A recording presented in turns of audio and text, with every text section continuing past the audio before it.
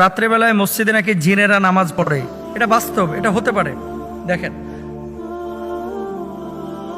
একেবারে মসজিদের ছাদ পর্যন্ত গিয়ে মাথা ঠেকছে, দুইজন নামাজ পড়তেছে, মসজিদের ছাদ পর্যন্ত গিয়ে মাথা ঠেকতেছে, এবং সিসি ক্যামেরায় ধরা পড়া এই ভিডিওটি।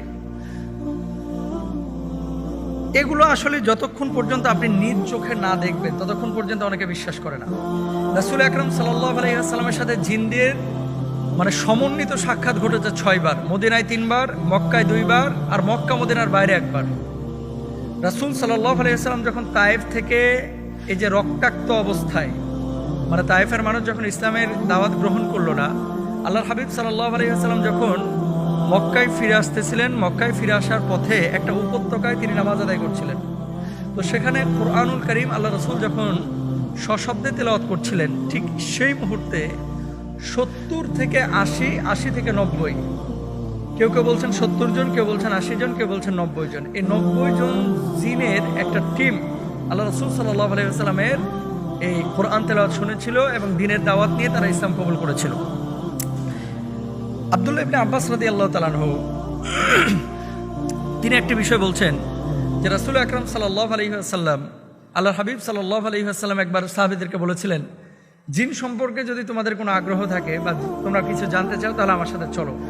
তো আল্লাহ রাসূল তখন সেখানে গিয়েছিলেন। তো নবীজি সাল্লাল্লাহু আলাইহি ওয়াসাল্লাম জিনদের সাথে সাক্ষাৎ করেছিলেন, সুদীর্ঘ হাদিসের মধ্যে এটা আছে।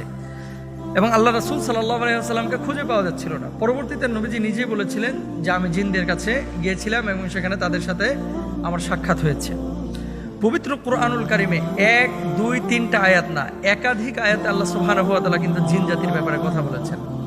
এবং আল্লাহ সুবহানাহু ওয়া তাআলা বলেছেন, ওয়ামা খালাকতুল জিন্না ওয়াল ইনসা ইল্লা লিয়াবুদুন, মানুষ এবং জিনকে আমি সৃষ্টি করেছি আমি আল্লাহ সুবহানাহু ওয়া তাআলা আমার ইবাদতের জন্য। সুতরাং জিনকে আল্লাহর ইবাদতের জন্য আল্লাহ তাআলা তৈরি করেছেন। এখন জিন ইবাদত করবে কোথায়? জিন ইবাদত করবে তার জগতে। এবং জাহান্নামের মধ্যে মানুষ এবং জিন দিয়ে আল্লাহ সুবহানাহু ওয়া তাআলা জাহান্নামের যে উপাদান বানাবেন, মানুষ এবং জিনকে যে জাহান্নামের মধ্যে পুরাবেন, এটা কিন্তু হাদিসের মধ্যে আছে, কুরআনুল কারীমের মধ্যেও আছে। জিন এবং মানুষ দিয়ে আল্লাহ তাআলা জাহান্নামকে পূর্ণ করবেন। তো জিন জাতি এখন মসজিদে যদি নামাজ আদায় করতে চায় তাহলে তারা আদায় করতে পারে। কেন করতে পারে? দেখেন, জিনদের আবাস কোথায়? আপনারা হয়তো বা অনেক আগে আমার একটা লেকচার শুনেছিলেন যে জিন আসলে থাকে কোথায়। জিন যে সমস্ত জায়গা, তাদের আদর্শ জায়গা হচ্ছে ডোবা পানি, যেটা একেবারে সমুদ্রের মতো, সাগরের মতো পানি না, অথই পানি না, ধরেন 2 হাত 3 হাত এরকম আয়তনের একটা পানি, যেগুলোকে আমরা ডোবা বলে থাকি, নর্দমা বলে থাকি। এবং এর ভিতরে দেখবেন বড় বড় ঘাস থাকে, ধানের এই গাছের মতো ঘাস থাকে। তারপরে আপনার বাড়ির ছাদ, যেখানে নাপাকি বেশি থাকে সেখানে নাপাক জিনেরা থাকে। অনেক সময় কাঁঠাল গাছে আপনারা ওই যে গরুর হাড্ডি ঝুলায় রাখেন, একটা ভুল কনসেপ্ট। কোরবানি ঈদ আসতেছে, জবাই করার পরে কি করে, গরুর যে চুয়ালের হাড্ডিটা এটা নিয়ে যে কাঁঠাল গাছে ঝুলায় রাখে। কেন? ধারণা হচ্ছে এখানে বদ জিনের কোনো আসর হবে না। অথচ আল্লাহ রাসূল বলছে জিনদের প্রধান খাবার হচ্ছে হাড্ডি। জিন থেকে বাঁচার জন্য আমরা গরুর হাড্ডি ওখানে রাখতেছি, যেটা জিনের প্রধান খাবার। তো এগুলো আসলে ভুল কনসেপ্ট। রাসূল আকরাম সাল্লাল্লাহু আলাইহি ওয়াসাল্লাম মক্কায় জন্মগ্রহণ করেছেন। মক্কায় একটা উল্লেখযোগ্য মসজিদ আছে, যে মসজিদটার নাম হচ্ছে মসজিদে জিন। এবং একটা ওয়াদি আছে, উপত্যকা আছে, যে ওয়াদিটাকে বলা হয় ওয়াদিয়ে জিন। এখানে অনেক ঘটনা ঘটেছে, আপনারা যারা গিয়েছেন আপনারা জানেন। এবং আল্লাহ রাসূল নামাজ পড়েছেন, রাসূল সাল্লাল্লাহু আলাইহি ওয়াসাল্লামের পেছনে জিনেরা এই কোরআন তেলাওয়াত শুনেছেন এবং ইক্তেদা করেছেন, এমন বিষয় পাওয়া যায়। সুতরাং মসজিদে যদি জিনেরা নামাজ আদায় করতে চায় তো এটা তাদের সম্ভাবনা আছে। যদি বাড়ির মধ্যে জিন ঢুকতে পারে, মসজিদে ঢুকতে পারবে না।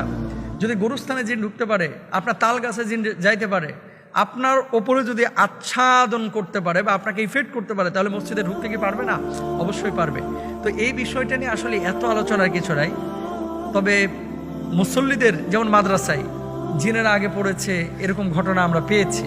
এবং আপনার আশপাশেই এমন কিছু মানুষ থাকতে পারে, বাজারে, ঘাটে, পথে, মাঠে, রাত্রিবেলায়, যে আসলে মানুষের আকৃতি ধরে আছে বা বিড়ালের আকৃতিতে আছে, সাপের আকৃতিতে আছে, সে আসলে মানুষ না, আসল সাপ না, সে জিন।